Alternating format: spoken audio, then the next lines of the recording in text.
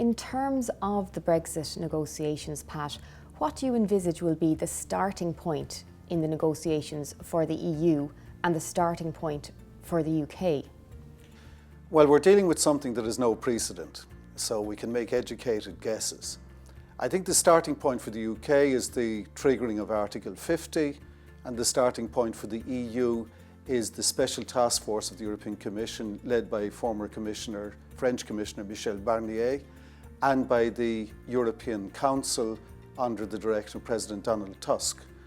What will happen is that the governments of the 27 are likely to provide a general negotiating mandate, and that the detail of that mandate being negotiated will be done by the Commission reporting back. As regards procedure, the Article 50 will establish the terms of the divorce, but a different article of the treaty will establish the future terms of engagement, the framework for the future. And one of the complicating factors is that the divorce clause only requires qualified majority among states and the approval of the European Parliament. But the future framework will be under an article which requires unanimity and which will require a vote probably in each national parliament as well as the European Parliament. That's likely to take quite some time, and probably more time than the 2 years foreseen under Article 50.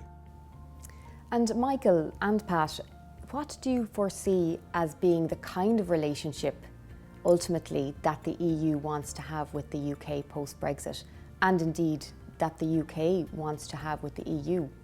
I think the economic reality is that each side needs each other. So both of them will want to arrive at a point where they have a good working relationship, with EU companies having suitable access to the UK market and UK companies having access to the EU market.